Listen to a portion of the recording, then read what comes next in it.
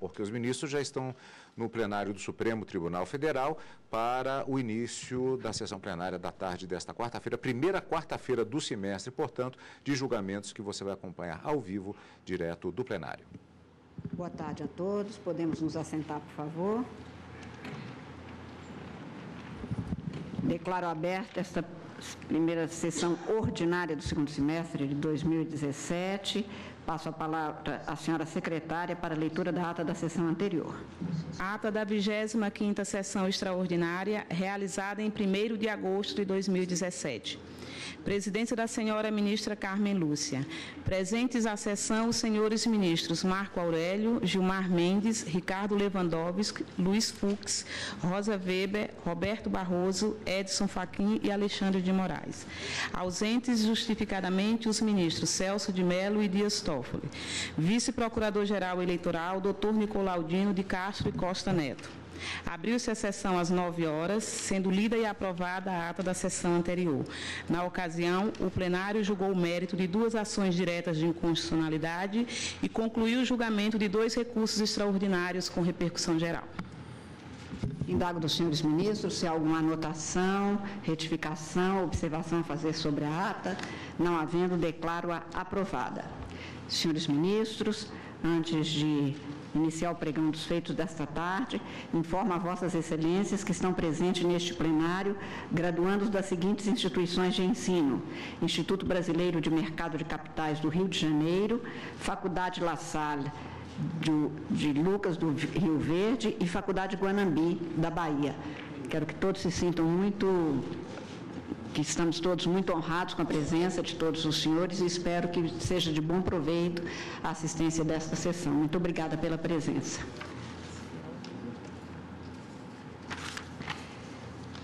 Ministro Gilmar Mendes, eu indago de Vossa Excelência se eu posso fazer o pregão das 2 primeiras ações diretas da pauta desta tarde, que é a ação direta de inconstitucionalidade 346, procedente de São Paulo e também procedente daquele estado, ação direta de inconstitucionalidade 4776.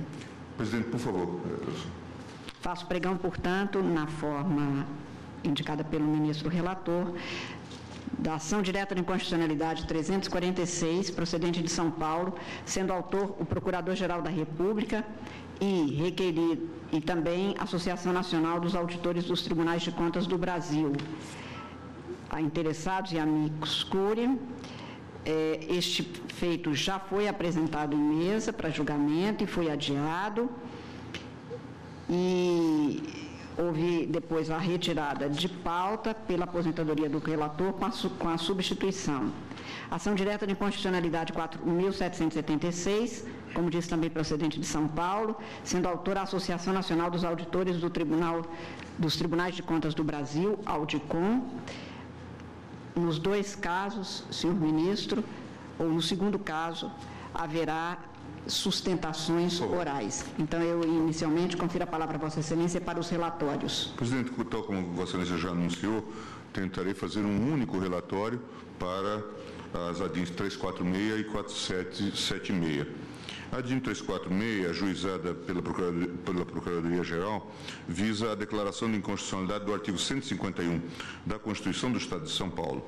A propositura da ação atendeu à solicitação da Comissão Especial da Câmara Municipal de São Paulo, destinada a apurar eventuais irregularidades administrativas no Tribunal de Contas do município de São Paulo. O dispositivo impugnado tem a seguinte redação: o Tribunal de Contas do município de São Paulo será composto por 5 conselheiros e obedecerá, no que couber, aos princípios da Constituição Federal e desta Constituição. Parágrafo único. Aplicam-se aos conselheiros do Tribunal de Contas do município de São Paulo as normas pertinentes aos conselheiros do Tribunal de Contas do Estado. Sustenta o requerente, em síntese, que a norma impugnada contraria o disposto no artigo 37, 11, 12, 13 e 39, parágrafo 1º da Constituição Federal, bem assim no artigo 17 do ADCT. Alega que a norma impugnada dispõe sobre matéria de competência da Lei Orgânica do município de São Paulo, qual seja a composição do Tribunal de Contas Municipal e normas aplicáveis aos seus conselheiros. Aduz ainda que o dispositivo impugnado tem sido objeto de indevida interpretação, fundamentando a remuneração dos conselheiros do Tribunal de Contas do município em desconformidade com o estabelecido no artigo 37 incisos 11 e 13 da Constituição. Acompanha a inicial parecer do ilustre professor José Afonso da Silva pela inconstitucionalidade do artigo 151 da Constituição do Estado, em razão de violação ao princípio da autonomia municipal, especialmente sua capacidade organizatória e competência legislativa para dispor sobre o órgão municipal. Quanto aos vencimentos, aplicar-se-ia o teto do Executivo Municipal aos conselheiros do Tribunal de Contas do município, não podendo a Constituição Estadual vincular seus vencimentos aos dos conselheiros do Tribunal de Contas do Estado. A Assembleia Legislativa do Estado de São Paulo prestou informações requerendo a improcedência da presente ação direta de inconstitucionalidade. Amparou-se em parecer do professor Manuel Gonçalves Ferreira Filho, no sentido da constitucionalidade do artigo 151 da Constituição do Estado de São Paulo. Segundo o ilustre doutrinador, a autodeterminação do município no tocante à definição de sua lei orgânica é limitada pelas normas da Constituição Federal e da Constituição Estadual. Esta Corte, por unanimidade, indeferiu a medida cautelar pleiteada nos termos do voto do relator, ministro Aldir Passarinho, saudoso ministro Aldir Passarinho. Dizia ele: não me convenci de que deva ser concedida a medida cautelar, cuja aplicação, como é natural, deve fazer-se com prudência. Com relação ao caput do artigo 151, nem a inicial nem a exposição dos senhores vereadores justificam a razão pela qual deva ser concedida a liminar quanto ao perículo in mora, pois apenas para salientar a relevância jurídica oferece a inicial a confronto os itens 11, 12 e 13 do artigo 37 da Constituição e o artigo 17 de suas disposições transitórias, embora seja certo que a exposição dos senhores vereadores diz ser sua inconstitucionalidade manifesta por afrontar o princípio estrutural da federação relativo à autonomia municipal. Não vejo razão para cautelar, dizia Sua Excelência, nesse ponto, até porque o número de conselheiros, sendo de apenas 5, é inferior àquele previsto no artigo 75, parágrafo único da Constituição Federal, que dispõe que o número de membros do Tribunal de Contas é de 7. Quanto ao parágrafo 1º do artigo 151 da Constituição do Estado, não se refere ele diretamente a questões de vencimentos, que esse é o ponto que sensibilizou os nobres vereadores, que provocaram a ação, conforme se vê da exposição que fizeram ao eminente Procurador-Geral da República. E não me parece que, no caso, caiba a suspensão do dispositivo, que é amplo, sob pena de, suspendendo-se a eficácia do dispositivo, suspendermos a aplicação dos preceitos que digam com as garantias os direitos e os deveres dos membros do Tribunal de Contas do município de São Paulo. De outra parte, também é de acreditar-se que algum preceito que possa maltratar o dispositivo constitucional federal, dentre aqueles apenas generalizadamente referidos, não será aplicado pelo presidente do tribunal. Intimada, a Advocacia-Geral da União não apresentou manifestação. A Procuradoria-Geral manifestou-se pela improcedência da ação. Em 24 de outubro de 2012, determinei o apensamento da ADIM 4776, ajuizada pela Associação Nacional dos Auditores de Tribunais de Contas do Brasil, Audicão, que impugna o mesmo dispositivo da Constituição do Estado de São Paulo para tramitação conjunta. Deferi pedido do Tribunal de Contas do município de São Paulo e da Associação Nacional do Ministério Público de Contas para ingressarem no feito na qualidade de amici curiae. Na ADIM 4776, a Audicom alega que o artigo 151 da Constituição do Estado de São Paulo, ao fixar em 5 o número de membros do Tribunal de Contas, ofende ao artigo 75 da Constituição Federal, que teria distrito as cartas estaduais ao arquétipo delineado na Carta da República para o Tribunal de Contas da União. Sustenta que o Tribunal de Contas do município deveria ser composto por 7 membros, como os Tribunais de Contas dos Estados.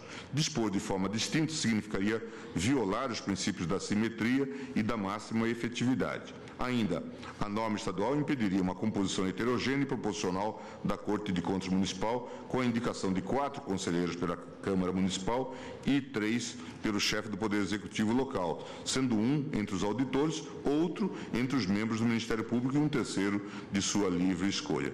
Assim, em razão de impugnar exatamente os mesmos dispositivos da Constituição, artigo 151 caput e parágrafo único, propõe o julgamento conjunto dessas ADIs, presidente. Esse é o relatório. Convido a falar pela Associação Nacional do Ministério Público de Contas, o doutor Maximiliano Leal Telesca Mota. Doutor Luiz, Vossa Excelência tem até 15 minutos para se manifestar. Está com a palavra. Muito obrigado, senhora presidente. Excelentíssima senhora ministra presidente, excelentíssimo senhor ministro relator, aos demais ministros, a senhora ministra, desejo a todos uma boa tarde de trabalhos e que sempre sejam iluminados pelos ventos da melhor justiça possível. Ao Ministério Público, na figura do seu Procurador-Geral da República, e aos demais colegas. Permitam-me, excelências, abrir essa presente sustentação oral com uma saudação e uma citação que me parece bastante pertinente ao caso concreto, que é de um ministro da Suprema Corte, jurista do Rio Grande do Sul, que é o Carlos Maximiliano, antigo, todos conhecemos. Não se encontra um princípio isolado em ciência alguma. Acha-se cada um em conexão íntima com os outros. O direito objetivo não é um conglomerado caótico de preceitos. Constitui vasta unidade, organismo regular, sistema, conjunto harmônico de normas coordenadas em interdependência metódica, embora fixada cada uma em seu lugar próprio. De princípios jurídicos mais ou menos gerais, deduzem-se corolários. Uns e outros se condicionam e restringem-se reciprocamente, embora se desenvolvam de modo que constituem elementos autônomos, operando em campos diversos. Cada preceito, portanto, é membro de um grande todo e, por isso, do exame em conjunto, resulta bastante luz. Por que fiz essa breve citação, senhora presidente? Porque no presente caso, o que cuida a matéria, é que existem nuances importantes no presente caso. Existem nuances bastante importantes que são atinentes à questão da recepção do Tribunal de Contas do município de São Paulo pela Constituição de 88.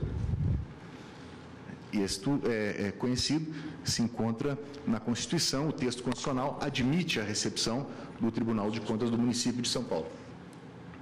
Porém, a nuance não pode prevalecer sobre o quadro pintado pela Constituição Federal de 88.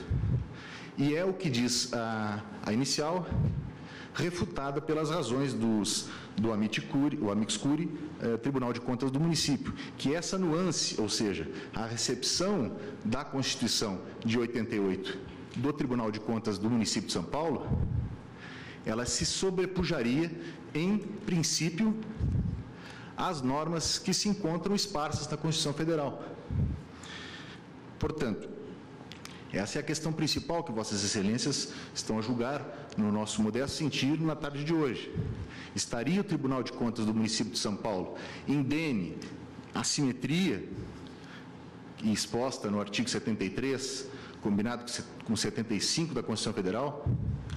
Estaria o Tribunal de Contas do município de São Paulo indene também ao princípio da máxima efetividade das normas constitucionais que propugnam uma composição técnica no plenário da Corte de Contas do município de São Paulo? Estaria também o Tribunal de Contas do município de São Paulo indene ao princípio da transição máxima com o mínimo de tempo possível, que é estipulada pela súmula 653 deste plenário, dessa Suprema Corte? Entendemos, Excelência, que não. Por que não entendemos dessa forma? Entendemos que a recepção, obviamente, foi excepcional, mas não nos termos em que se condicionam os argumentos colocados pelo amicus curiae Tribunal de Contas do município. O que acontece?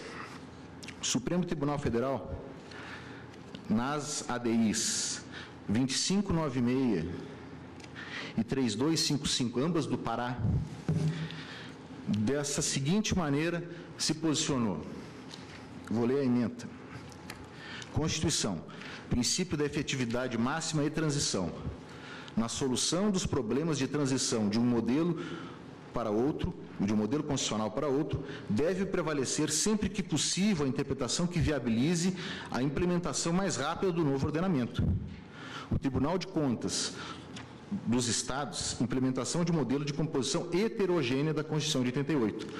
Para implementar tão rapidamente quanto possível o novo modelo constitucional, nas primeiras vagas ocorridas a partir de sua vigência, a serem providas pelo chefe do Poder Executivo, a preferência deve caber às categorias dos auditores e membros do Ministério Público Especial. Essa é a ADI 2596 do Pará, uma pequena parte da ementa, relator Ministério Sepúlveda pertence. Na ADI 3255, também do Pará, me permito ler, peço vênia, o item número 4 da ementa, que fala exatamente a mesma coisa. Necessita de ajustes para se aproximar do desenho institucional dado pela Constituição. Na solução dos problemas de transição de um modelo para o outro, deve prevalecer sempre que possível a interpretação que viabilize a implementação mais rápida do ordenamento. Pois bem, excelências, aí o que se encontra contido nas razões contrárias, diz o seguinte: esses precedentes que acabei de ler para vossas excelências, eles se estabeleceriam em razão do Tribunal de Contas dos municípios, e não de município. No caso, o município de São Paulo e o município do Rio de Janeiro, que são os nossos maiores municípios. Pois bem, mas nem por isso, Tribunal de Contas do município do Rio e Tribunal de Contas do município de São Paulo não deixariam de se amoldar aos demais princípios que se encontram estudados, refletidos e estampados nestes precedentes que acabei de ler para vossas excelências. E quais são eles? Aqueles que repeti no início, que disse no início: a transição mais rápida para o modelo federal traçado no artigo 73, combinado com 75 da Constituição Federal. A simetria que provém deste modelo que se encontra, a simetria necessária, dessa regra de extensão normativa para as constituições estaduais. E a máxima efetividade que vem a ser, na verdade, a homenagem que o Constituinte prestou à necessidade de maior composição técnica das Cortes de Contas. Nisso, o Ministério Público de Contas, qual represento pela associação, e os auditores que se encontram também representados pelo autor.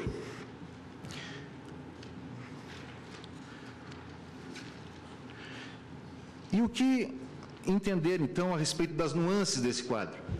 São nuances, como disse, importantes.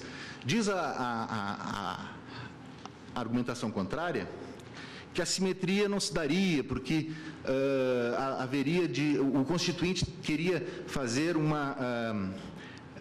não criar o Ministério Público de Contas, ou o Ministério Público Estadual, o Ministério Público Municipal.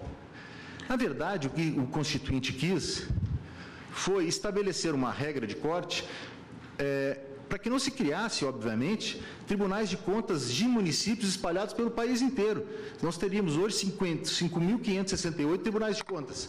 Foi isso que o Constituinte quis. E preservou, e aí sim, recepcionou, enquanto criado órgão já existente, nas nossas duas principais cidades. Tribunal de Contas do município do Rio de Janeiro, Tribunal de Contas do município de São Paulo. Aliás, Tribunal de Contas do município do Rio de Janeiro, e aqui falo para os ministros cariocas, fluminenses, já se encontra presente os membros do Ministério Público de Contas na composição, tanto na composição plenária, quanto na composição das vagas técnicas.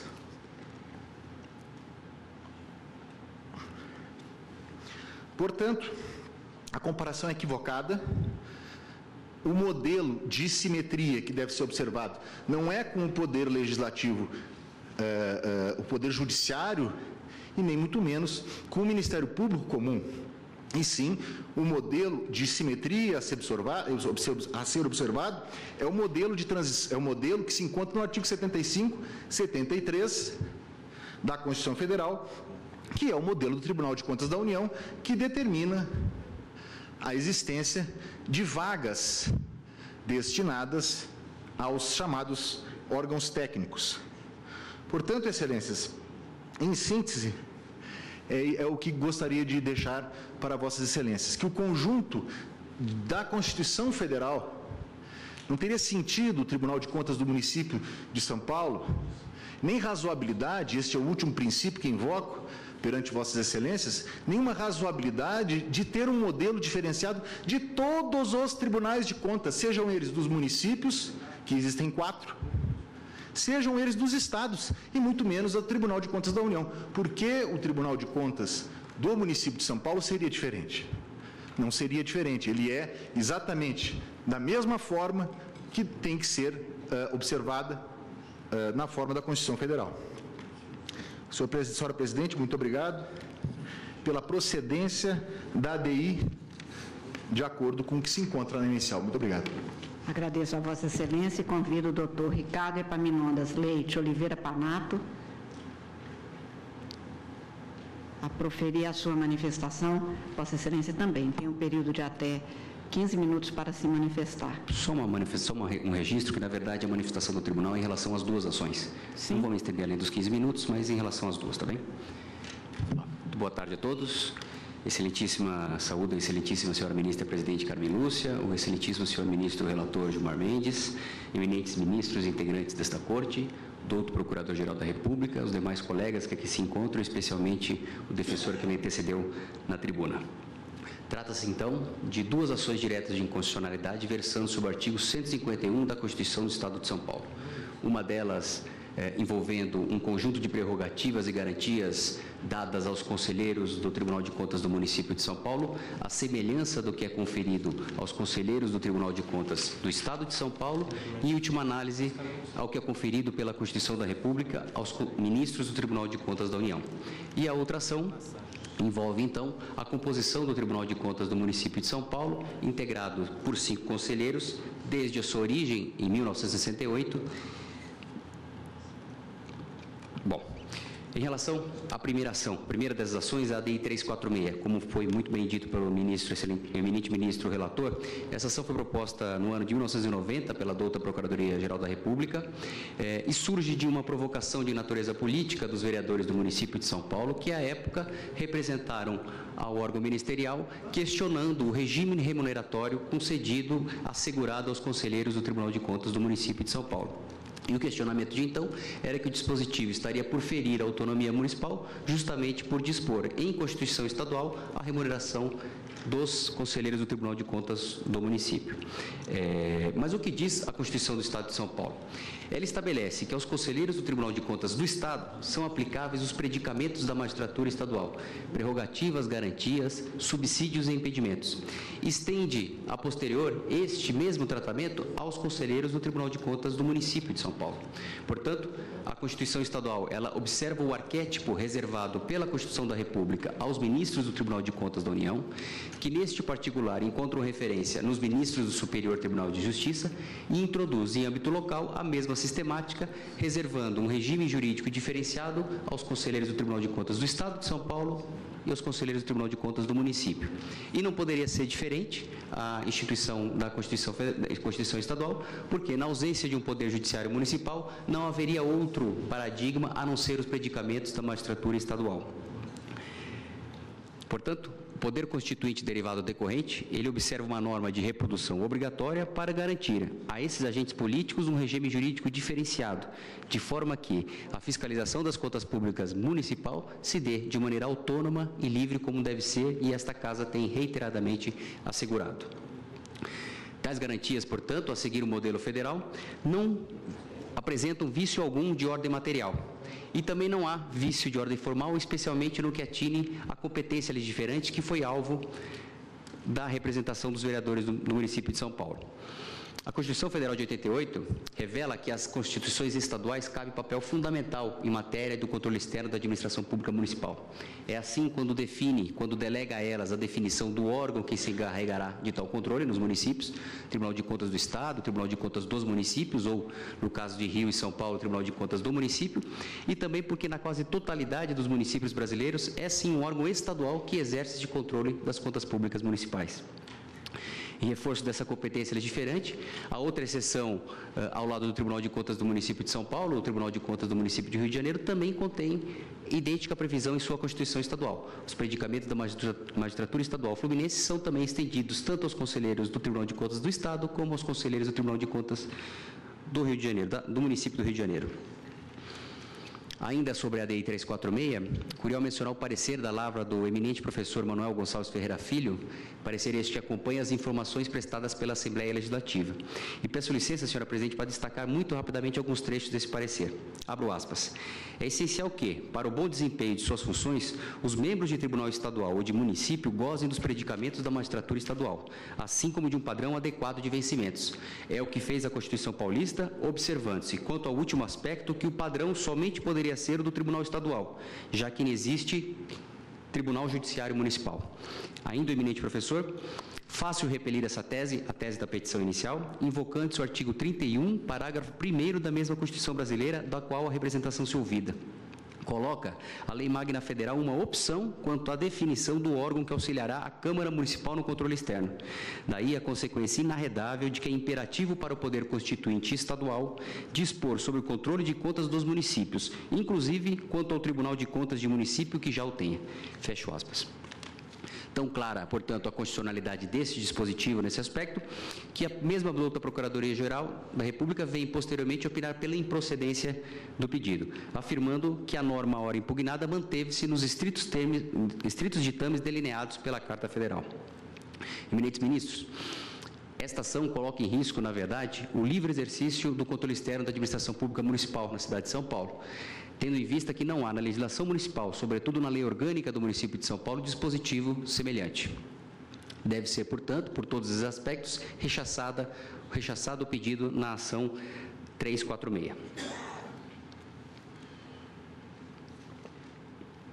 A segunda das ações, a ADI 4776, questiona, por meio da Audicom, o caput do artigo 151 da Constituição Paulista, sob o argumento de que se deve guardar simetria absoluta com os tribunais de contas estaduais, enfim, simetria absoluta com os outros entes federativos. Pretende, assim, que o tribunal seja integrado por 7 conselheiros, mediante a criação de 2 novos cargos para preenchimento pelas carreiras de Ministério Público Especial de Contas e de Auditor de Contas. Como dito pelo próprio defensor que me antecedeu, o Tribunal de Contas do município de São Paulo foi recepcionado pela Constituição de 88, assim como fora o Tribunal de Contas do município do Rio de Janeiro. Diferentemente, porém, o do Rio de Janeiro já nasce integrado por 7 conselheiros, fruto de da fusão dos estados da Guanabara com o Rio de Janeiro. De qualquer forma, a Constituição recepciona ambos os tribunais na forma como foram criados. Foram integrados, portanto, à nova ordem jurídica sem qualquer alteração em sua estrutura.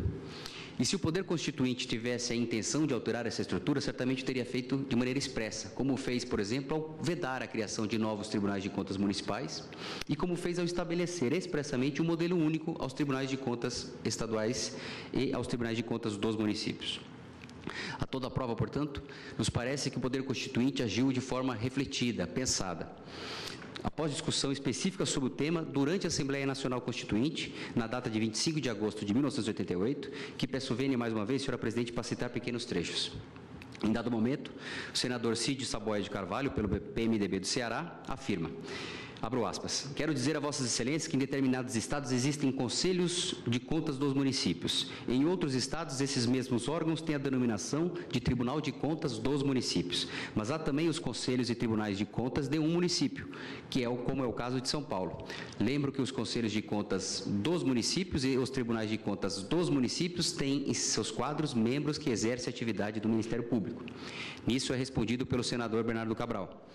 Ora, a inquietação fica completamente dirimida porque os constituintes dos estados, em cujas capitais existem tais órgãos, leias Tribunal de Contas do município, deverão disciplinar a matéria. O que se quer é evitar a criação de um Ministério Público Municipal, pois não se pode, por via constitucional, criar uma instituição municipal como essa. A seguir, Asdrubal Bentes, do PMDB do Pará, adverte. Os conselhos de contas não são organismos municipais, mas estaduais. Excepcionalmente, como no caso de São Paulo, existe um Tribunal de Contas municipal. É preciso ter muita cautela, porque, do contrário, iremos prejudicar dezenas e centenas de membros do Ministério Público e dos conselhos de contas dos municípios, que não são órgãos municipais, repito. E assim foi reafirmado, finalizando pelo senador Bernardo Cabral. O que se quer é evitar o Ministério Público Municipal. Agradeço ao eminente constituinte Asdrubal Bentes o adendo. Declaro, porém, que ele não tem procedência. Pois bem, o tema da recepção do Tribunal de Contas do município de São Paulo, na forma como criado, foi analisado pelo Tribunal de Justiça do Estado de São Paulo em ação direta de inconstitucionalidade por omissão, que fora rejeitada por 24 votos a 1. Hoje, a estação se encontra sob a relatoria do eminente ministro Marco Aurélio para julgamento do recurso extraordinário 766-583. Na mesma senda, cito ainda o parecer, o alentado parecer da Douta Advocacia Geral da União, proferido na ADPF 272, da relatoria da eminente ministra presidente, concluindo pela improcedência da ação em que se cogita a criação do Ministério Público Especial junto ao Tribunal de Contas do município de São Paulo.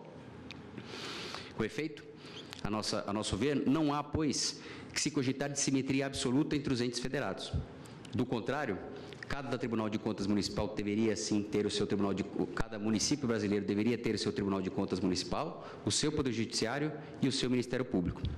Além disso, eventual procedência dessa ação importará naturalmente em gastos, em criação de despesas sem receita compatível, sem expectativa de receitas compatíveis. Gastos com criação de cargos para as carreiras aludidas na petição inicial, além de assessores e servidores de suporte. Por todos esses motivos, eminentes ministros, o Tribunal de Contas do município de São Paulo roga pela improcedência das ações diretas de inconstitucionalidade 346 e 4776, com que encerro minha exposição, agradecendo a atenção de vossas excelências. Agradeço a vossa excelência. Devolvo a palavra ao eminente ministro relator. Presidente, as ações diretas aqui em exame cingem-se, como já foi dito, à impugnação da constitucionalidade do artigo 151, caput e parágrafo único da Constituição do Estado de São Paulo. Preliminarmente, verifico a regularidade dos requisitos para a admissibilidade dessas ações diretas. Os requerentes possuem legitimidade para sua propositura e indicaram a norma sobre a qual versa a ação, bem como os fundamentos jurídicos do pedido. Apresentaram ainda, juntamente com a petição inicial, cópia da norma impugnada. Passo agora ao exame do mérito. Na ADIM 346, sustenta-se violação ao princípio federativo e à autonomia municipal, uma vez que caberia à lei orgânica do município dispor sobre a organização, composição e funcionamento do Tribunal de Contas do município de São Paulo. Na ADIM 4776, alega-se violação ao princípio da simetria, por entender-se que a Constituição do Estado não poderia diminuir o número de conselheiros estabelecido pela Constituição Federal para a composição dos tribunais de contas estaduais. Eu já citei o dispositivo, 151, parágrafo único, e inicialmente entendo fundamental fazer a distinção entre o Tribunal de Contas dos municípios e os tribunais de contas do município, no caso de São Paulo e do Rio de Janeiro. A ordem constitucional brasileira admite a existência de diferentes tipos de tribunais de contas, de acordo com as diferentes esferas de federação.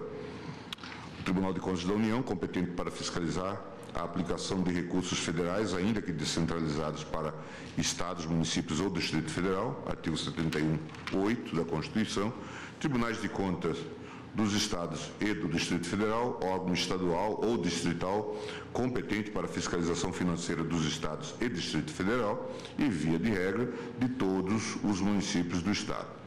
Tribunais de contas dos municípios, existentes em estados como Bahia, Ceará e Goiás, órgão estadual competente para a fiscalização financeira de todos os municípios do Estado.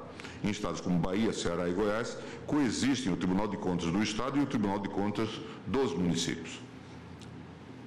Tribunais de Contas do município, órgão municipal competente para a fiscalização financeira do município, existe apenas nos municípios de São Paulo e Rio de Janeiro. Nos termos do artigo 31, parágrafo 1º da Constituição, os primeiros são órgãos estaduais criados por deliberação autônoma dos respectivos Estados-membros com a finalidade de auxiliar as câmaras municipais na atribuição de exercer o controle externo, sendo estes órgãos do Tribunal de Contas Estadual.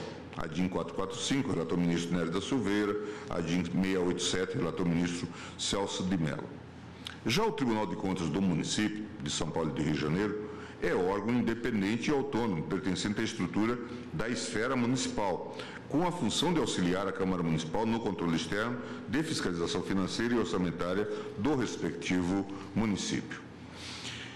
Importante destacar que o artigo 31, parágrafo 4º da Constituição, veda que os municípios criem seus próprios tribunais, conselhos ou órgãos de contas municipais, mas isso não implicou a extinção do Tribunal de Contas, TCM, de São Paulo e do Tribunal de Contas do Rio de Janeiro, criados sob a égide do regime constitucional anterior, Lei Municipal 7.203 de 68 e Lei Municipal 183/80, respectivamente. A vedação também não se aplica à criação de órgãos estaduais, tribunais de contas dos municípios com competência para a fiscalização financeira de todos os municípios, como já citado nas referidas ADIM 445 e 687. A título elucidativo, colaciono o trecho do voto do ministro Galotti por ocasião do julgamento da ADIM 154, Otávio Galotti, em 18 de abril de 90, pela sessão plenária desta Corte. Dizia Sua Excelência: da leitura do texto, sem esforço, depreende-se que, conforme seja a organização local, a fiscalização orçamentária e financeira dos municípios será alternativamente exercida por Tribunal de Contas do próprio município, por Tribunal ou Conselho de Contas dos municípios, pelo Tribunal de Contas do Estado. Ora, se a última dessas espécies, Tribunal de Contas do Estado, é de presença obrigatória em todas as unidades da Federação, e as duas restantes, Tribunal de Contas do município, Tribunal também denominado Conselho de Contas do município, podem ou não existir, segundo a peculiaridade da legislação local, o que torna perfeitamente explicável o uso da expressão "se houver" pelo Constituinte Federal. Se houver Tribunal de Contas do próprio município, situação exclusiva das capitais de São Paulo e do Rio de Janeiro, a ele caberá o desempenho do controle externo. Se tal não houver, mas existir Tribunal ou Conselho de Contas dos municípios, nota-se no plural, ou seja, órgão estadual com jurisdição sobre os municípios do Estado. Só na terceira e última hipótese, isto é, não havendo Tribunal de Contas do município, nem Tribunal ou Conselho de Contas dos municípios, o papel será assumido pelo Tribunal de Contas do Estado, paralelamente às funções que lhe são inerentes de fiscalização das finanças estaduais. A Corte de Contas do município de São Paulo foi criada pela Lei 7.213 de 68 e mantida pela Emenda Constitucional número 1 de 69, sendo composta por 5 conselheiros.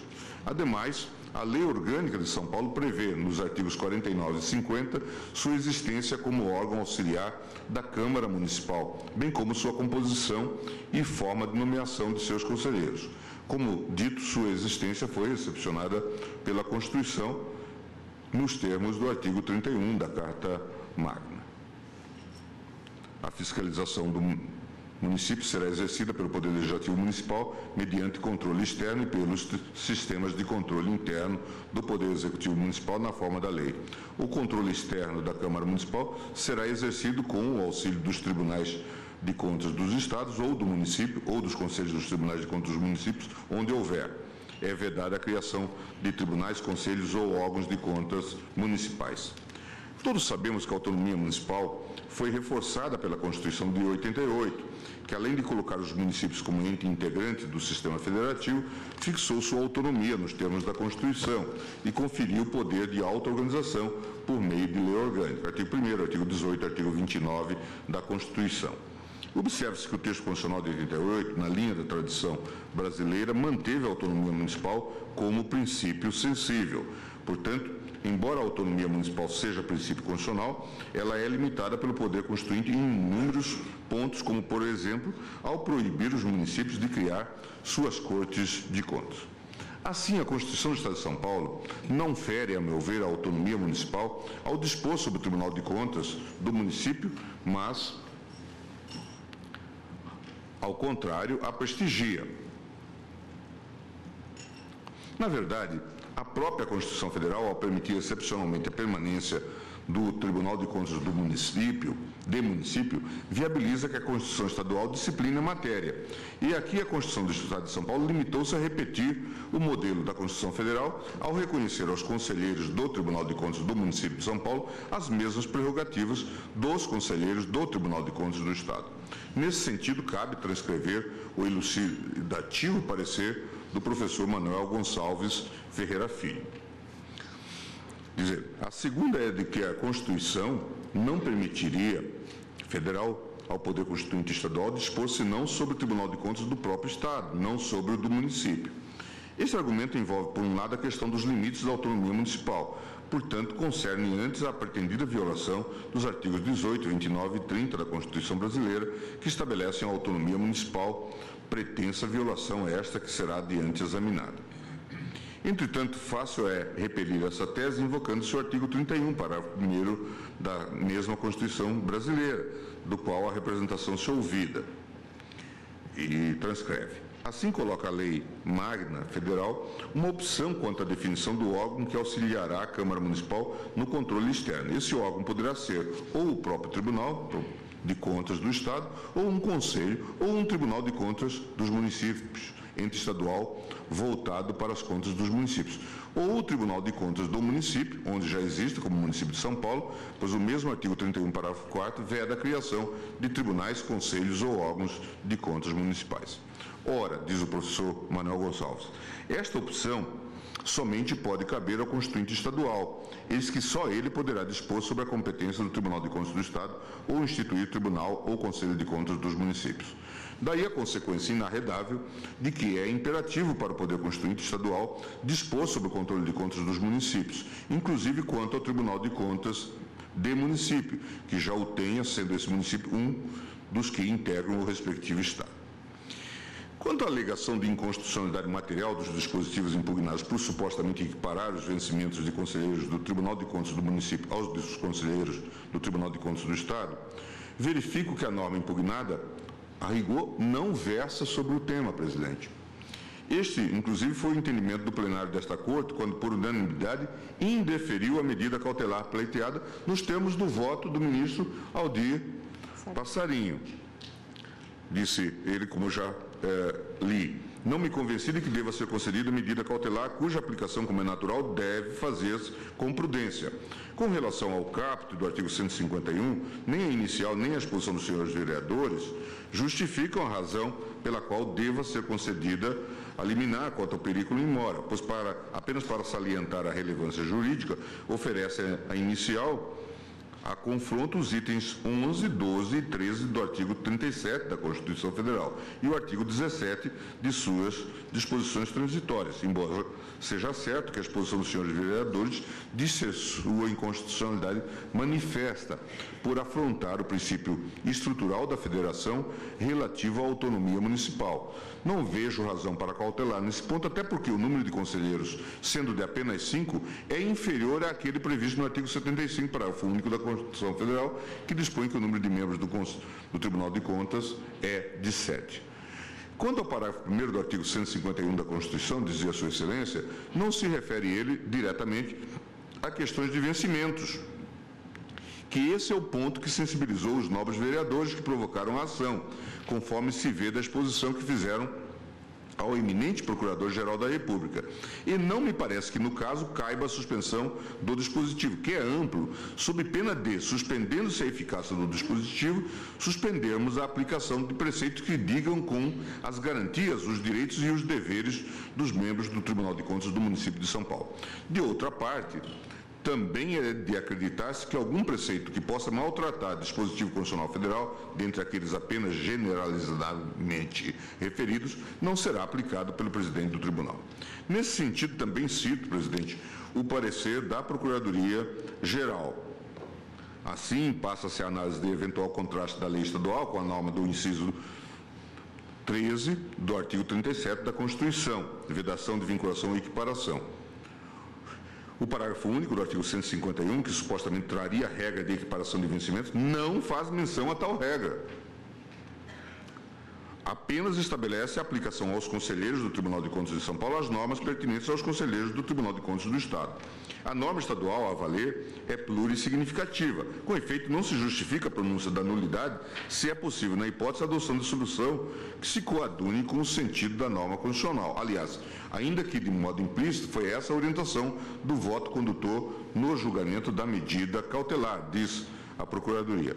No entanto, a título de obter dictum, cabe deixar assentado o firme entendimento desta Corte no sentido de que a Constituição Federal não previu tal equiparação, não podendo esta ser feita por analogia. Nesse sentido, cito precedente da relatoria do ministro Maurício Correia. Vencimento de equiparação. Esta Corte firmou entendimento no sentido de que é inconstitucional a vinculação ou equiparação de quaisquer espécies remuneratórias para o efeito de remuneração do serviço público, exceto algumas situações previstas no texto constitucional. ADIM 2831, medida cautelar, pleno de 2004. Salienta-se que, conforme a jurisprudência desta Corte, o artigo 75 da Constituição Federal estabelece a imposição do modelo federal do Tribunal de Contas da União, de forma que os Estados-membros estão sujeitos, na organização e composição de seus tribunais de contas, a um modelo jurídico heterônimo, estabelecido pela própria Carta Federal, que lhes restringe o exercício e a extensão do poder constituinte decorrente de que se acham investidos. Entretanto, da imposição federal do disposto no artigo 75 da Constituição Federal, não se pode interpretar analogicamente que os conselheiros municipais teriam seus vencimentos equiparados aos dos conselheiros estaduais. Aqui cabe, a meu ver, à municipalidade fixar a remuneração dos conselheiros do Tribunal de Contas do município de São Paulo, mesmo que em valor diverso do fixado para os conselheiros do Tribunal de Contas do Estado, uma vez que o município dispõe de autonomia para deliberar sobre os vencimentos de seus servidores. Ressalta-se que determinei o apensamento da ADIM 4776 aos presentes autos em razão de impugnar os mesmos dispositivos da Constituição Paulista. Na ADIM 4776, o fundamento da requerente cinge-se ao questionamento do número de 5 conselheiros, fixado para o TCM de São Paulo pela Constituição do Estado de São Paulo. Alega-se que a fixação do número de conselheiros em número inferior a 7 violaria o princípio da simetria, considerando que a Constituição Federal estabelece o número de 7 conselheiros para as Cortes de Contas estaduais, garantindo-se a participação dos membros do Ministério Público e da carreira de auditores, conforme a jurisprudência do STF, o número de 5 conselheiros inviabilizaria a adoção do modelo federal de composição das Cortes de Contas. Essa argumentação, a meu ver, não procede. A Lei Orgânica do município de São Paulo dispõe de forma idêntica à Constituição Estadual que o TCM será composto por 5 membros. Artigo 49, caput da Lei Orgânica do município de São Paulo. E o artigo 50, inciso 1 e 2 da Lei Orgânica define que 2 conselheiros deverão ser indicados pelo prefeito municipal e 3 pela Câmara de Vereadores. Não desconheço a firme jurisprudência desta Corte quanto à composição e forma de distribuição das 7 vagas de membros de tribunais de contas estaduais e de tribunais de contas dos municípios, órgãos estaduais. A súmula 653 do STF é clara ao sintetizar esse entendimento. No Tribunal de Contas Estadual, composto por 7 conselheiros, 4 devem ser escolhidos pela Assembleia Legislativa e 3 pelo chefe do Poder Executivo Estadual, cabendo a este indicar um dentre auditores e outro dentre membros do Ministério Público, e um terceiro à sua livre escolha. Inclusive, na ADI 1957, de minha relatoria, ao analisar as normas de transição da Constituição do Estado do Amapá, reiterei a necessidade de observância desse modelo, salientando que, entre as vagas destinadas à escolha do governador, apenas uma é de livre nomeação, devendo as outras recaírem sobre os cargos técnicos de auditor e membro do Ministério Público. No entanto, como naquele caso o governador do Amapá já havia nomeado 3 membros do Tribunal de Contas, entendi que somente por ocasião da vacância dos cargos seria possível fixar a observância da regra constitucional. A ADIM 1957, minha relatoria, julgada em 1º de 9 de 2010.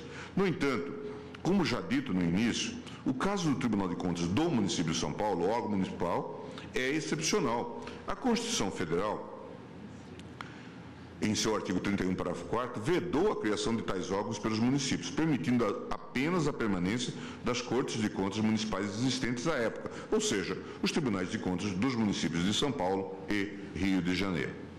Luiz Antônio Queiroz de Aquino Filho, ao tratar do controle e fiscalização da execução orçamentária, bem explica esse caráter excepcional da Corte de Contas do município de São Paulo. O caráter excepcional das Cortes de Contas, paulistana e carioca, é evidente, tendo os constituintes sido intencionalmente precisos ao diferenciar tribunais de contas do município de tribunais de contas dos municípios, sendo o primeiro termo relativo ao Tribunal de Contas do município de São Paulo e ao Tribunal de Contas do Rio de Janeiro, enquanto o segundo termo para os tribunais de contas dos municípios, que são órgãos estaduais. Considerando essa clara diferença, não há qualquer vedação constitucional à criação pelos estados de novos tribunais de contas dos municípios, que, havendo necessidade, desafogariam os tribunais de contas dos estados, que passariam a auxiliar o controle externo orçamentário apenas do governo estadual, como ocorre atualmente nos estados do Ceará, Pará, Goiás e Bahia. A recepção excepcional dos dois únicos tribunais de contas do município ou municipais e a essencial diferença com as demais cortes de contas do país trazem à tona a assimetria estrutural entre elas. Sob esse aspecto, observa-se que os constituintes, ao redigir o artigo 175 da lei maior vigente, que identifica quais as cortes de contas são passíveis de aplicação, no que couber, das regras de organização, composição e fiscalização do Tribunal de Contas da União, intencionalmente deixaram de incluir os dois únicos tribunais de contas do município naquele rol exaustivo, respeitando as peculiaridades originais das exceções excepcionais, como se vê. Artigo 75. As normas estabelecidas nesta seção aplicam-se no que couber à organização, composição e fiscalização dos tribunais de contas dos estados, do Distrito Federal, bem como dos tribunais e conselhos de contas dos municípios. E o parágrafo único. As constituições estaduais disporão sobre os tribunais de contas respectivos, que serão integrados por 7 conselheiros.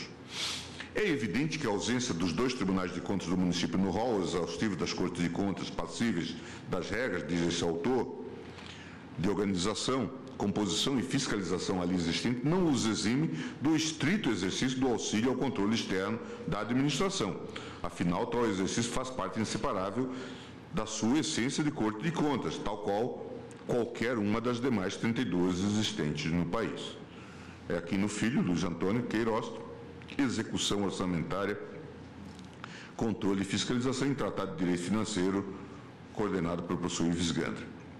Ora, se a Constituição prevê 9 conselheiros para a composição do Tribunal de Contas da União e 7 para a composição dos tribunais de contas dos estados, é razoável que um Tribunal de Contas Municipal tenha um número inferior de conselheiros, como os 5 fixados pela Constituição do Estado de São Paulo e pela Lei Orgânica do município de São Paulo. Desse modo, não se vislumbra nenhuma ofensa ao princípio da simetria, que, de resto, não exige identidade com a Constituição Federal. Ademais, a declaração de inconstitucionalidade do artigo 151 da Constituição Estadual de São Paulo seria meramente simbólica nesse ponto, uma vez que o tratamento concedido ao tema por parte da Lei Orgânica do município é idêntico, e é essa norma que prevê a distribuição das 5 vagas, na proporção de 3 pelo Poder Legislativo e 2 pelo chefe do Poder Executivo local. No entanto, presidente, também a título de obter dictum, cabe talvez deixar assentada a importância da norma constitucional que determina ao chefe do Poder Executivo a escolha alternada entre auditores e membros do Ministério Público perante o Tribunal de Contas. Cabe ao legislador municipal criar os parâmetros para a deliberação quanto ao preenchimento das vagas dos conselheiros. Assim, deveria o Poder Municipal, por meio de sua lei orgânica, buscar uma fórmula que possibilitasse a composição heterônima do Tribunal de Contas do município com indicação das vagas técnicas de auditores e membros do Ministério Público,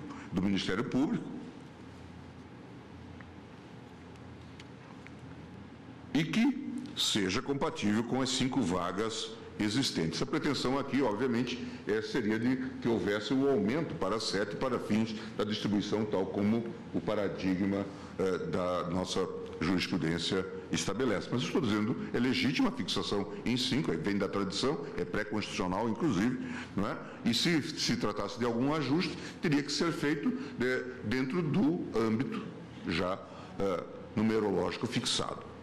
A título exemplificativo, bastaria observar a jurisprudência desta Corte quanto à proporcionalidade e alternância do 5º Constitucional perante os tribunais de justiça e tribunais regionais federais. Nesse sentido, cito jurisprudência do Tribunal, dizendo: Tribunal de Contas dos Estados, organização submetida às normas constitucionais regente, inteligência, quanto à ordem de nomeação e à divisão das escolhas, à ordem dos incisos do artigo 73, parágrafo 2º,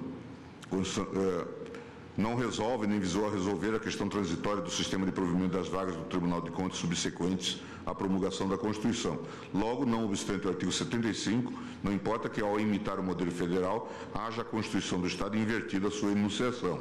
À vista dos textos constitucionais pretéritos, todos os membros dos tribunais de contas sob eles nomeados haviam sido escolhidos pelo Poder Executivo. Ora, o princípio a observar no campo do direito constitucional intertemporal é o que resolve o problema transitório, sempre que possível, de modo a propiciar a efetivação mais rápida do novo sistema constitucional permanente. Portanto, e independentemente da ordem de previsão no texto da competência respectiva, a prioridade no provimento das vagas no Tribunal de Contas, subsequentes à promulgação das novas Constituições estaduais, deveria tocar ao Poder Legislativo.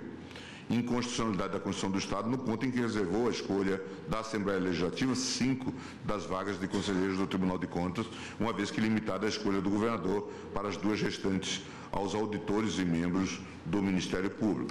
Ao contrário do modelo federal obrigatório, nenhuma ficou entregue à livre escolha do Poder Executivo. Decisão no ponto por maioria de votos, vencido o relator.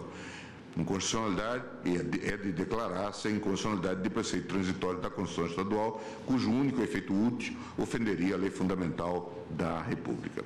Este é um precedente da DIN 219, da relatoria do ministro Sepúlveda Pertence. E o segundo precedente, da relatoria do ministro Otávio Galotti, no mandado de segurança 20.597, diz o seguinte: preenchimento de lugar destinado ao 5º Constitucional, com assento em Tribunal de Justiça. Ato complexo, legitimidade dos impetrantes, estando a Corte integrada em decorrência do claro a ser preenchida por um desembargador oriundo da classe dos advogados e outro proveniente do Ministério Público, a lista tríplice deve ser composta por representantes dessa última categoria, que se achava em minoria até a verificação da vaga a ser provida. É claro que isso seria para o futuro, uma vez que todas as vagas de conselheiros já se encontram preenchidas no momento. Assim sendo, entendo que o artigo 151 da Constituição do Estado de São Paulo, nos termos da interpretação aqui assente, não incorre em nenhum vício de inconstitucionalidade, desde que interpretado de forma a respeitar a competência do município para a fixação dos subsídios dos conselheiros do Tribunal de Contas do município. Ante o exposto, julgo improcedente as ações diretas de inconstitucionalidade para reconhecer a constitucionalidade do artigo 151 caput e parágrafo único da Constituição do Estado de São Paulo, presidente. É como voto nas 2 ações. Pois não. Ministro, apenas para efeito de um esclarecimento, de um ponto que não tem muita interferência no voto de Vossa Excelência, mas para conduzir os trabalhos, na sessão em que se cogitou e que se examinou o pedido de cautelar, o Supremo teria afastado uma parte porque não haveria norma expressa em relação à remuneração dos conselheiros. O Supremo considerou que o texto constitucional, como ele leu, essa foi a interpretação do ministro Aldir Passarinho, isso, na verdade, não fazia referência a esse tema, mas sim ao tema das garantias gerais ou prerrogativas. Quer dizer, Vossa Excelência... E eu estou adotando a mesma interpretação. Tá, é porque numa primeira análise eu vislumbrei a possibilidade de, neste ponto, ser prejudicado, mas no todo, de toda sorte, na análise do todo, outras normas que dizem respeito o que se diz é que na prática já se vem fazendo essa equiparação com os vencimentos pagos, os subsídios pagos aos membros do Tribunal de Contas do Estado de São Paulo.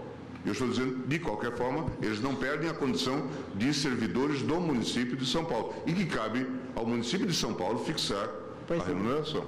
Senhora presidente, apenas também para esclarecer, no momento da votação, quer dizer, o artigo 151, ele trata, quer dizer, a questão versa sobre o número de componentes, e isso aí fica mantido no voto de Vossa Excelência, sim. E eles, através de uma lei própria, vão adequar essa proporcionalidade. Estou colocando em obter dictum para eventual participação, tendo em vista... Do Legislativo e do Executivo. Tendo em vista o critério, que terá que ser de alternância entre auditor e membro do Ministério Público. Mas manter os 5. Sim. E a vinculação remuneratória não se aplica. Não se aplica. Tá bem. Não, porque o parágrafo único assenta que aplicam-se aos conselheiros as normas nós estamos de acordo no meio, porque eu estava interpretando conforme a Constituição para explicitar Isso que agora confirmei com o ministro Gilmar Mendes. Mas aí pela interpretação, e como é em conjunto, por Se isso ficar inequivocamente claro que normas aplicáveis não se normas estende pertinentes. à remuneração... Exatamente isso. Não incorre em nenhum vício de inconstitucionalidade, desde que interpretado de forma a respeitar a competência do município de São Paulo para a fixação dos subsídios dos conselheiros do Tribunal de Contas. Porque pela Constituição Então fica estadual, claro eles que ganham igual. acho que com isso... É o município. O que se está dizendo, a pretensão que se quer ter é que a fixação já está no texto da Constituição Estadual, porque teria que ser benefício dado ao conselheiro do Tribunal de Contas. E eu estou dizendo isto não. Que não. Sim. Colho os votos, portanto, ministro Alexandre Moraes. O ministro relator, nos dois casos, julga improcedentes os pedidos. Presidente, eu vou fazer um rápido resumo, vou juntar voto por escrito. Em relação à ADI 346, eu, da mesma forma que o ministro Gilmar, e do entendimento anterior do Supremo Tribunal Federal em relação à medida cautelar, também entendo que o dispositivo paradigma citado não identificou, a norma não trata da questão atinente a vencimentos, limitando-se a estatuir de forma genérica e ampla que os conselheiros dos tribunais de contas dos municípios de São Paulo aplicam-se as normas pertinentes aos conselheiros do Tribunal de Contas do Estado.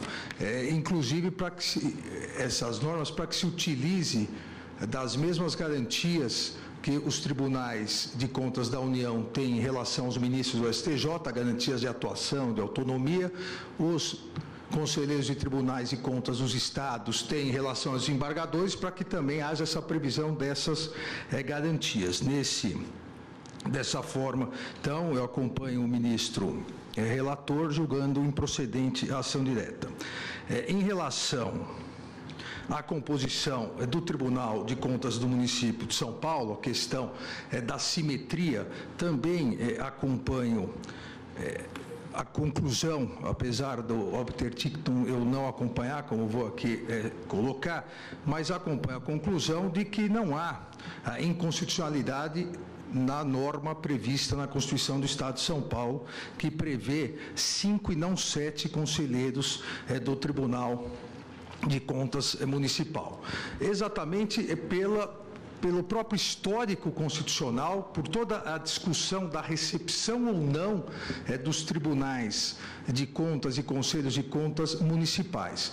Esse foi um tema extremamente debatido na Constituinte, exatamente porque venha de um histórico de proliferação de criação de órgãos municipais, como uma forma de um acertamento político de nomeações políticas, e o legislador constituinte houve por bem encerrar essa possibilidade. E ao vedar a criação de tribunais de contas municipais, a Constituição reconheceu formalmente a continuidade onde houver. O parágrafo 4º do artigo 31 veda, e o próprio artigo depois reconhece onde houver. Ao fazer isso, a Constituição Federal de 88, ela recepcionou, como já foi dito aqui pelo ministro, pelo ilustre relator, ministro Gilmar, os 2 únicos tribunais de contas então existentes, e aqui existentes, e ainda hoje em âmbito unicamente municipal, São Paulo e Rio de Janeiro. São figuras excepcionais, são figuras sui generis, mas, e acho que aqui é o cerne da questão, como foi dito, a Constituição Federal recepcionou exatamente da maneira como eles já existiam, mantendo suas estruturas, composições, competências, e isso resta a mim evidente se nós analisarmos nos textos das atas da Constituinte e na sessão da Assembleia Nacional Constituinte de 9 de março de 88, foi discutido, foi o ápice da discussão em relação a esse tópico, porque havia havia um certo número de deputados que mantinha uma emenda substitutiva permitindo a criação de tribunais de contas municipais. E após uma longa discussão, que eu não vou aqui repetir, após uma longa discussão, o relator, então relator da Constituinte, o senador Bernardo, o deputado, perdão, à época Bernardo Cabral, colocou claramente o que diz o texto constitucional é que fica vedada a criação de tribunais e conselhos daqui para frente, ad futurum. E conclui dizendo, os demais estão garantidos. Não se preocupou, não houve a preocupação da Constituição, da Assembleia Nacional Constituinte, em organizar, em alterar. Na verdade, houve a preocupação, e nas discussões isso se percebe claramente, em vedar a possibilidade de criação, manter os já existentes como eles existiam, até para impedir uma ampliação por parte dos municípios Rio de Janeiro e São Paulo. E esse entendimento dessa recepção, eu diria que houve naquele momento um congelamento do que eram as estruturas, do que era o Tribunal de Contas do município de São Paulo e do Rio de Janeiro, um congelamento e a recepção da forma como eles existiam. A doutrina, o professor Ives Gander, o professor Celso Ribeiro Bastos, analisando essa questão e apontando que é algo anômalo na Constituição, porque se preservou uma fotografia do momento, sem permitir alteração alguma, mas afirmam essa constitucionalização do que era legal, porque, em verdade, tanto o Tribunal de Contas do município de São Paulo quanto do Rio de Janeiro haviam sido criados por leis ordinárias municipais.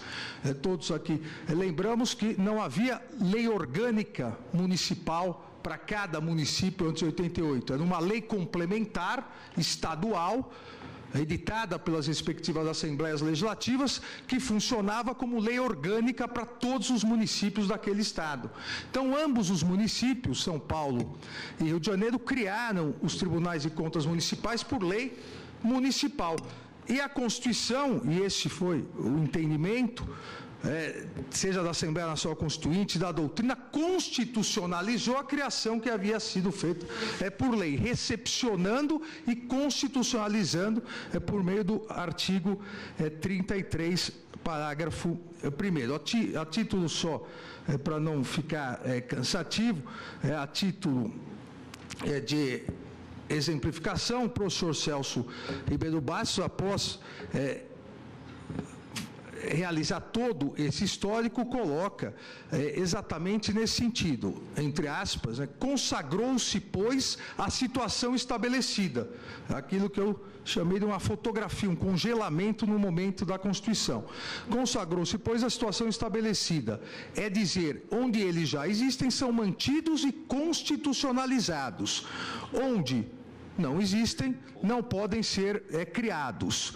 Essa consolidação das estruturas, da composição, por meio do fenômeno da recepção, também foi muito bem salientada numa obra específica, uma obra doutrinária específica do conselheiro ex-presidente do Tribunal de Contas do município de São Paulo, o conselheiro Edson Simões, que coloca também e conclui exatamente nisso.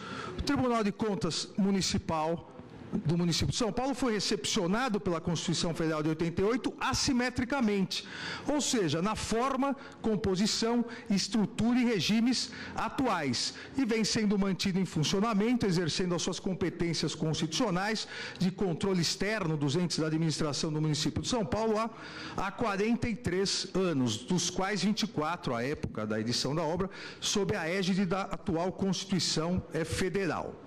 Dessa forma, entendo, senhor presidente, que a norma atacada, ela não inovou em relação à estrutura jurídica do Tribunal de Contas, que era a estrutura lá de trás, que foi recepcionada e constitucionalizada pela Constituição de 1988 e permaneceu e permanece em vigor até o presente momento. Dessa forma, no mérito, eu concluo da mesma maneira que o relator, ministro Gilmar, pela improcedência da ADI 4776. A título somente de obter dictum, também em relação ao 5 da composição, eu entendo que não há possibilidade, no caso dos tribunais de contas municipais, de criação de um Ministério Público Municipal a fazer parte da composição, uma vez que a Constituição não prevê ministérios públicos, assim como não prevê poder judiciário em nível municipal. E essa também não é uma questão nova.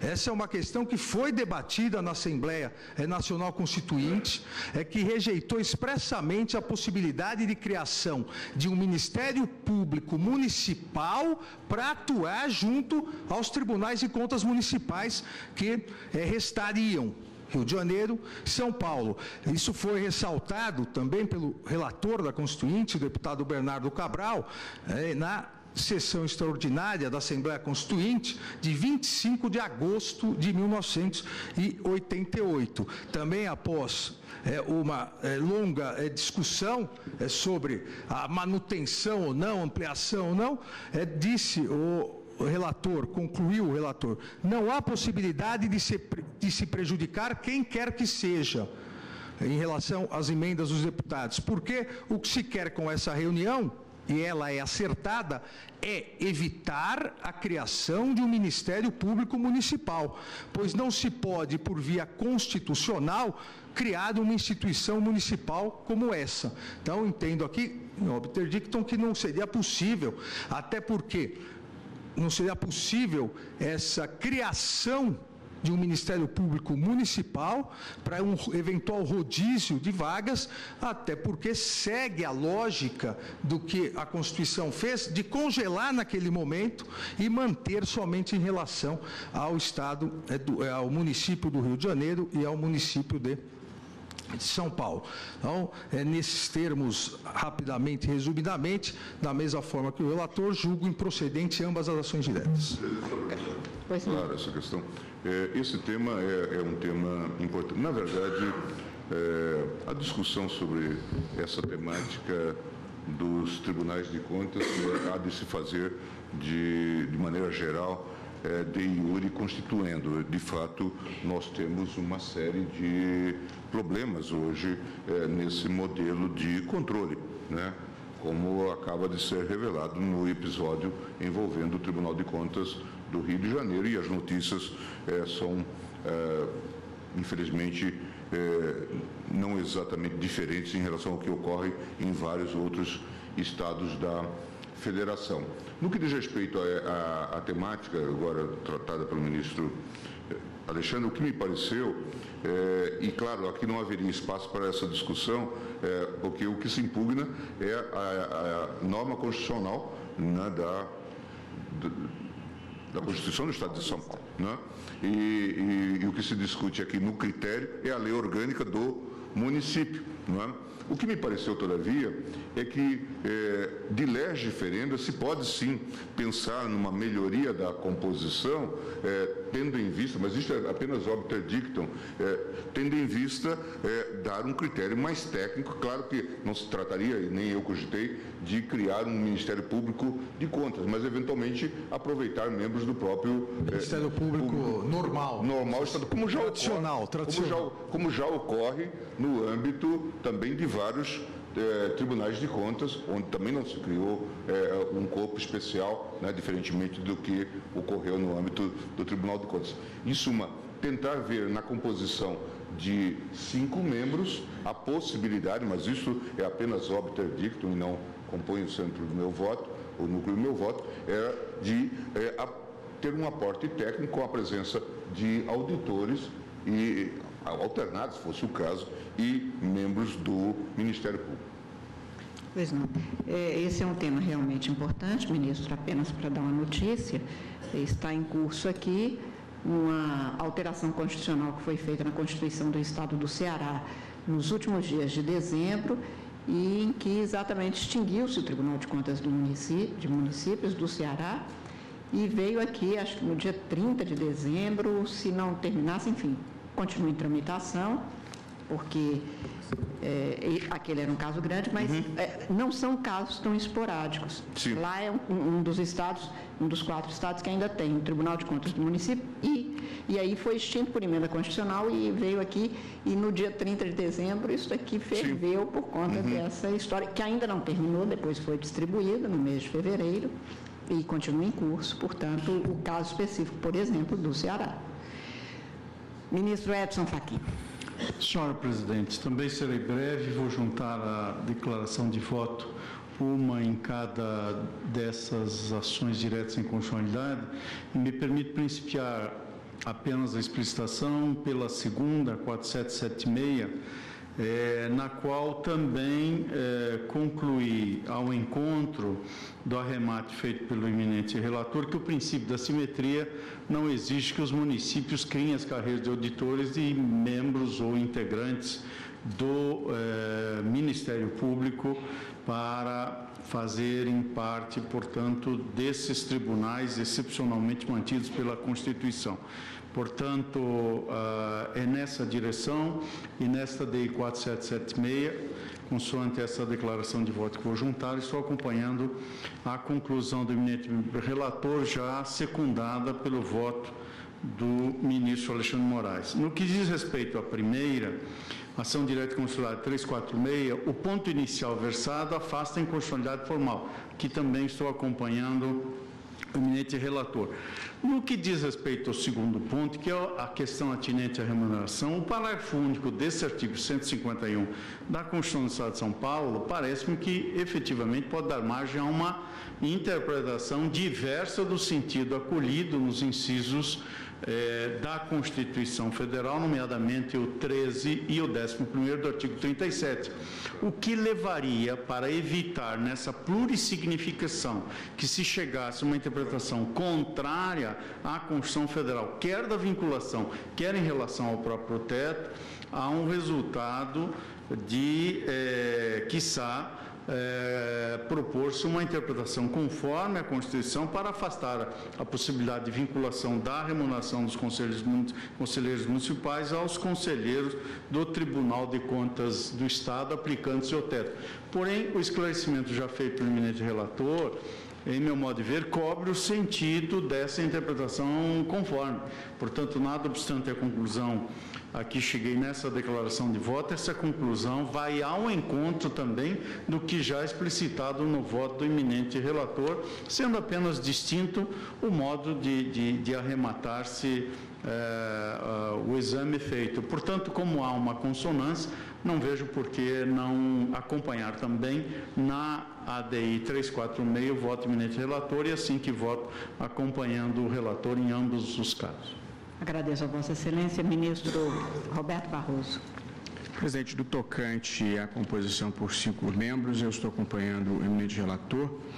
No que diz respeito ao 151, parágrafo único, o meu voto também era no sentido de interpretar conforme a Constituição para explicitar.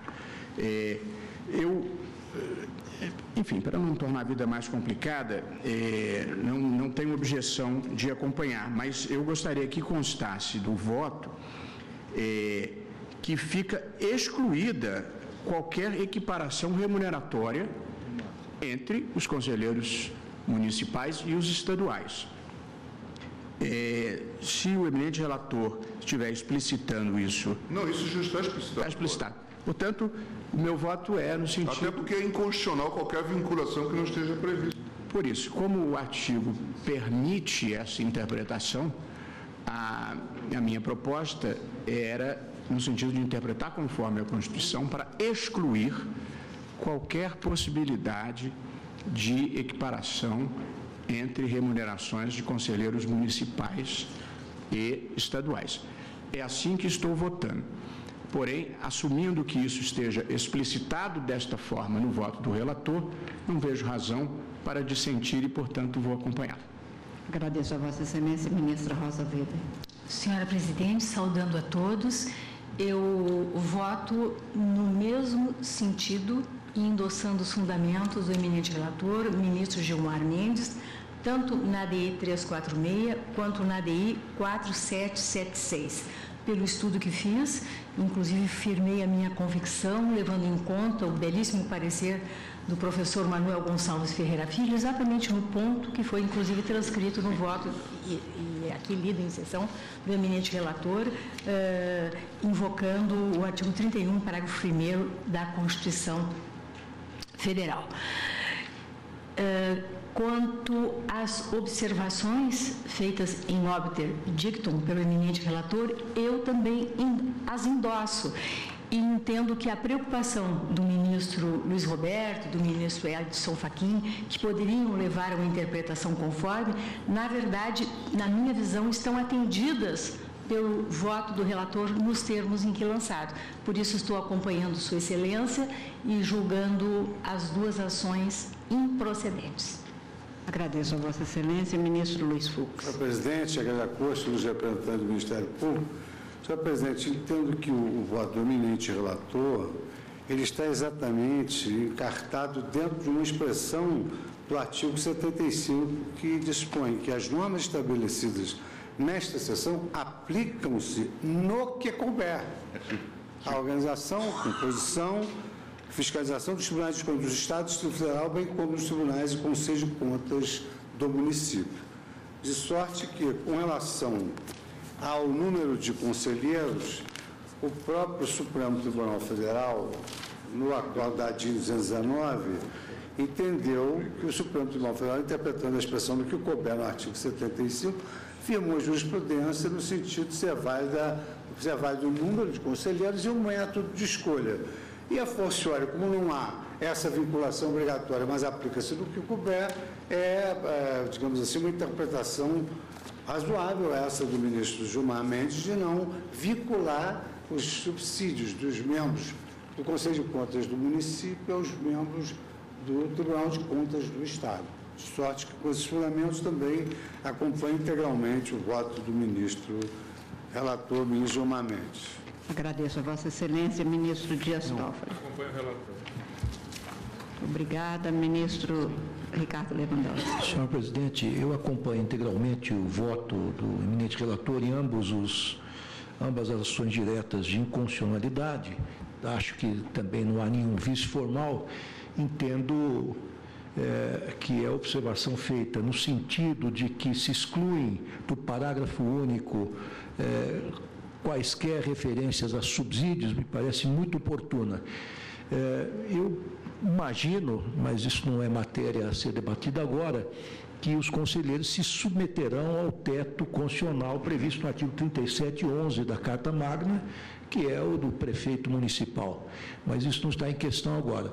Um aspecto que me causa uma certa preocupação é com relação à aplicação desta decisão, se ela valerá daqui para frente ou se ela atingirá retroativamente os subsídios. Creio que não, ministro Gilmar, não é? É claro que se houver uma alteração legislativa no sentido de adequar os subsídios dos membros dos tribunais de contas, ou no caso do Tribunal de Contas Municipal de São Paulo, aos limites constitucionais, esta decisão valerá a partir do momento em que a legislação entrar em vigor. Então, é essa observação que faço, mas eu acompanho integralmente o voto do eminente relator, cumprimentando pela forma exaustiva com que tratou o tema.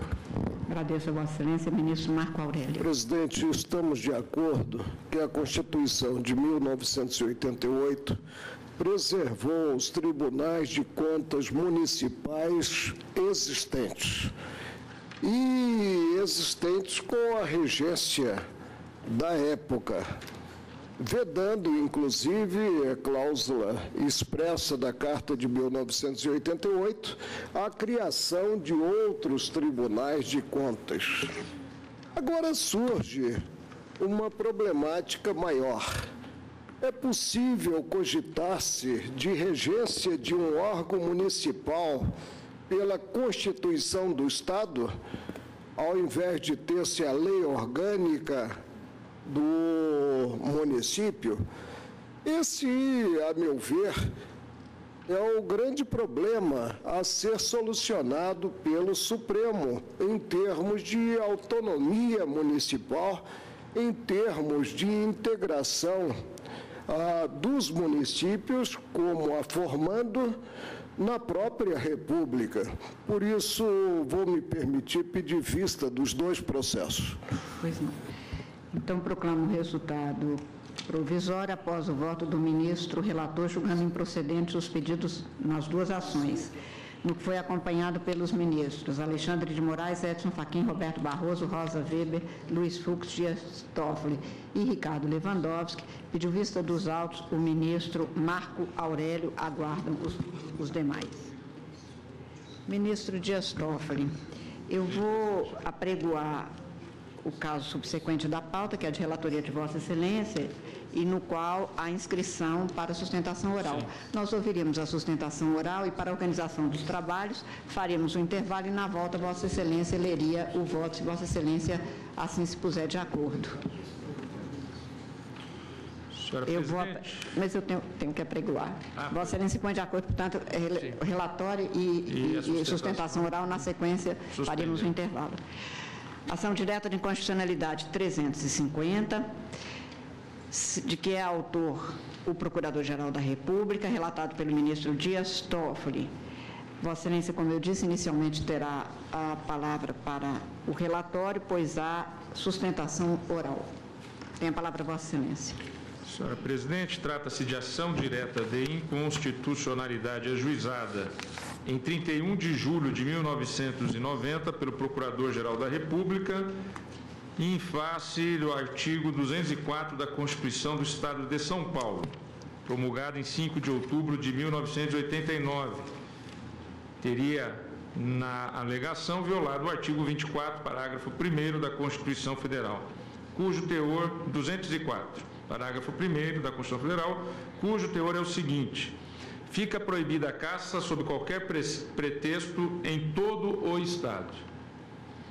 O requerente adotou os fundamentos dispostos na representação da Associação Brasileira de Caça e Conservação, a qual apoiou seu pedido em parecer do eminente professor Manuel Gonçalves Ferreira Filho, que defende que, admitindo a legislação federal a caça, como faz a lei citada, a Lei Federal 5.197 de 1967, não pode o Estado proibi-la nos termos em que o faz o artigo 204 da Constituição Estadual. Não foi solicitada pelo requerente a concessão de liminar, então não houve ainda análise por parte do plenário. A Assembleia Legislativa do Estado de São Paulo apresentou informações às folhas 64 até as folhas 180, defendendo a constitucionalidade da norma impugnada. Sustenta que a Lei Federal 59767, em seu artigo 1º caput, parágrafo 1º, também proíbe a caça, somente excepcionando as regiões que, pelas suas peculiaridades, comportarem o seu exercício. Permissão que dependeria de ato regulamentar do Poder Público Federal, o que não restou demonstrado nos autos. Defende, então, o não conhecimento da ação por demandar exame de outras provas. Aponta ainda, em sede de preliminar, a incompatibilidade da Lei nº 5.197 com a ordem constitucional vigente, o que desconstituiria o alegado conflito entre essa lei e o dispositivo impugnado. No mérito, aduz que, em atendimento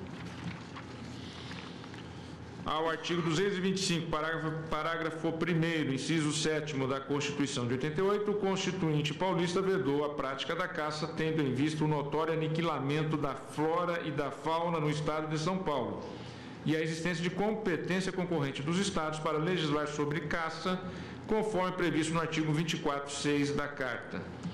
As folhas 188 a 197, o AGU apresentou defesa na presente ação direta, sustentando preliminarmente o não conhecimento da ação em virtude de suposta violação reflexa da Constituição Federal e, no mérito, ratificou as razões da Assembleia Legislativa no sentido da improcedência. Em seguida, a PGR, mudando na qualidade de parecer, opinou no sentido contrário ao próprio pleiteado na inicial da ação. Manifestou-se em preliminar pelo não conhecimento da causa, pois violaria a Carta Magna se a violação houvesse, seria reflexa ou indireta. e, no mérito, pugnou pela improcedência do pedido, defendendo a constitucionalidade da norma. É o relatório. Agradeço a Vossa Excelência. Convido a falar pelo Estado de São Paulo o doutor André Braverman, procurador do Estado de São Paulo. Doutor André, Vossa Excelência tem até 15 minutos para se pronunciar e tem a palavra. Só está, senhora presidente, desculpe, doutor André, só fará sustentação a Procuradoria-Geral do Estado. Sim. Eu adianto, até para facilitar o pronunciamento do eminente procurador, que eu estou votando no sentido de julgar parcialmente procedente a ação direta para tão somente conferir interpretação conforme a expressão sob qualquer pretexto, esclarecendo que nessa expressão não se pode incluir aquela que seja para fins de controle e também aquela para fins específicos.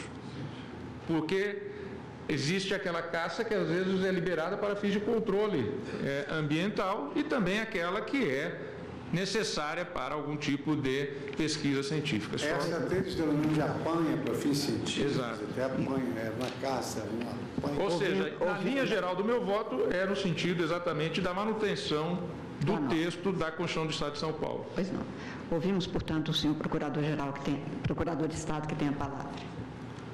Excelentíssima senhora Presidente do Supremo Tribunal Federal, ministra Carmen Lúcia, excelentíssimos ministros e ministras, excelentíssimo ministro relator Dias Toffoli, excelentíssimo senhor Procurador-Geral da República, senhoras e senhores. A minha sustentação vai mais ou menos na linha do que já foi adiantado pelo ministro Dias Toffoli, mas com algumas peculiaridades.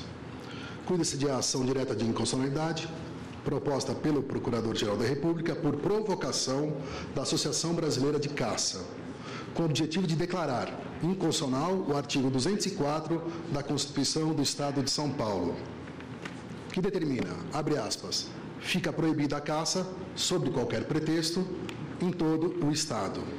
Diz a petição inicial, em poucas palavras, que a norma geral permite a caça, enquanto que a norma estadual proíbe a caça. Teríamos, então, um suposto choque entre normas e, consequentemente, violação do artigo 24, inciso 6º da Constituição Federal. A ação é improcedente, no seu todo, pois não há conflito de normas. Isto porque é falsa a afirmação de que a lei federal permite a caça. Ao contrário, a lei federal proíbe a caça. Basta ler os artigos 1º e 2º da Lei 5197 de 67. Portanto, a norma estadual apenas reitera a lei federal, podendo ser ela taxada de redundante, mas jamais inconstitucional. A permissão para caçar, a que se refere a Associação Brasileira de Caça, dada pela lei federal, restringe-se a casos excepcionais. Quais sejam? Primeiro, para fins de controle populacional, por exemplo, a conhecida caça ao javali. Segundo, para fins científicos, para estudo e preservação da espécie. E terceira e última exceção, para fins de subsistência. Matar o animal para saciar a fome em estado de necessidade, ou pelo permissivo constitucional conferido aos índios, diante de suas especificidades culturais. Portanto, sob essa ótica, a Constituição do Estado é constitucional, essa norma é constitucional, pois apenas repete a regra geral, é proibido caçar. Mas daí pode surgir a dúvida sobre o termo da norma estadual que diz: fica proibida a caça sob qualquer pretexto em todo o Estado. Como defender a constitucionalidade da norma estadual que coloca de forma absoluta a proibição da caça sobre qualquer pretexto? Como ficam as caças de controle para fins científicos e para subsistência? Para desatar esse nó, necessário explicar as diversas finalidades do ato de caçar. Existem finalidades de caçar que já são proibidas por diversas normas federais e também pela Constituição Federal, quando examinados os princípios e valores protegidos no texto maior. Na caça esportiva, temos o ato de perseguir animais silvestres para aprisionar ou matar com a finalidade de competição, de ganhar um troféu, uma finalidade de mero divertimento, um hobby às custas da vida animal. Ou seja, é a exteriorização do instinto mais primário que existe no animal humano, que é o instinto de matar por prazer. Na caça profissional, temos o ato de perseguir animais silvestres ou aprisioná-los ou matá-los com a finalidade mercantil de vender o animal vivo ou morto. Essas duas finalidades de caça, esportiva e profissional, já foram defenestradas do nosso sistema jurídico há muito tempo. Desde 1967, a lei já proíbe expressamente a caça esportiva e a profissional.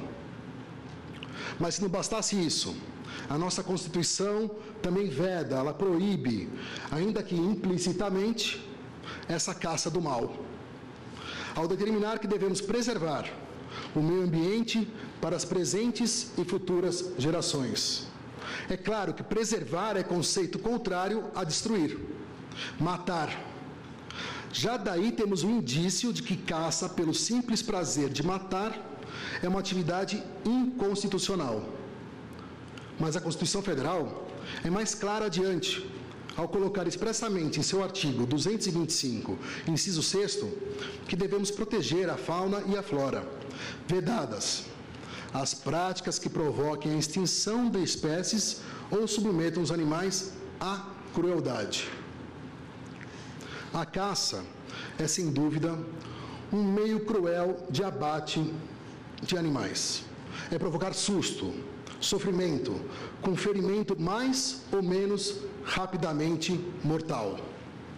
No meio ambiente, o caçador está sujeito a uma série de fatores que fogem totalmente ao seu controle e que, por isso, pode levar a erros no ato de matar, situação que acaba por prolongar a dor e sofrimento do animal. Por outro lado, a morte de qualquer animal para servir de alimento para os homens deve seguir uma série de condutas reguladas rigorosamente por lei, chamada de Código do Abate, justamente para que, em um ambiente controlado pelo ser humano, possa ser reduzido o sofrimento do animal abatido, situação que é impossível no ato de caçar. Mas não é só. A Constituição Federal também determina que nós devemos educar nossos filhos para que preservem a vida. Quando diz em seu artigo 225, inciso 6º, que devemos promover a educação ambiental em todos os níveis de ensino para a preservação do meio ambiente, mais uma vez a Constituição indica o caminho de que devemos educar os nossos filhos para cultuar a vida e não valorizar a morte com a prática de caça esportiva, situação em que o homem mata pelo simples prazer de matar, sem qualquer outra finalidade.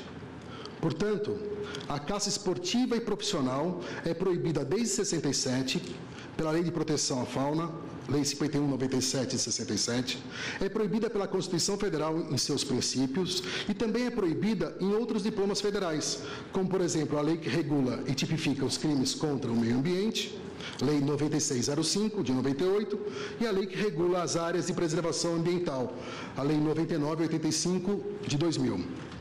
Temos, portanto, além da vedação constitucional, temos uma série de normas federais que proíbem taxativamente a caça esportiva e a caça profissional. E é nesse ponto que respondemos à nossa questão inicial. Quando a Constituição Paulista diz, em seu artigo 24, artigo 204, que fica proibida a caça sob qualquer pretexto, no Estado de São Paulo, quer dizer que fica proibida, sob qualquer pretexto, a caça esportiva e profissional. Seja porque se trata de modalidade de caça expurgada pela Constituição Federal, seja porque a vasta legislação federal citada também proíbe esse tipo de caça. E, nesse ponto, a Constituição do Estado pode ser taxada de redundante, mas jamais de inconstitucional. Ao contrário, segue rigorosamente os preceitos gerais das normas federais. E é compreensível que o Constituinte paulista tenha, em 1989, data da Constituição Estadual, supervalorado a proibição de caça no Estado de São Paulo, pois é notória a exploração histórica dos recursos naturais desta região do país, com um comprometimento sério do nosso patrimônio genético e a sempre necessária proteção da fauna e da flora remanescente, que já contam com diversos animais em estado crítico de extinção. E aí cito a onça-pintada, jaguatirica, lobo-guará, dentre outros. E a segunda e última pergunta que resta responder: qual o significado da palavra caça, a que se refere ao artigo 24, inciso 6º da Constituição Federal, ao determinar que compete concorrentemente à União, aos Estados e ao Distrito Federal legislar sobre caça? Nesse caso, a palavra caça, usada no artigo 24, inciso 6º da Constituição Federal, se refere à caça necessária, que é a caça de controle, caça para fins científicos e a caça de subsistência. Pois não teria sentido a Constituição Federal de 88 autorizar a União e aos Estados legislar sobre matéria inconstitucional, qual seja, caça esportiva e caça profissional. Essas condutas são, na sua essência, incompatíveis com os valores e princípios da própria Constituição. Por último, a respeito da caça esportiva, da adrenalina do homem para matar, sem qualquer propósito, a não ser a diversão pela prática do esporte, pelo troféu na sala de estar, vem a calhar a frase de Albert Einstein: duas coisas são infinitas, o universo e a estupidez humana, mas em relação ao universo, não tenho certeza. Peço, em nome do Estado de São Paulo, a improcedência da ação direta de inconstitucionalidade proposta pelo então Procurador-Geral da República, mas provocada pela Associação Brasileira de Caça. Agradeço a atenção dispensada. Agradeço a Vossa Excelência. Suspendo a sessão pelo período regimental. Voltamos na sequência. Muito obrigada a todos.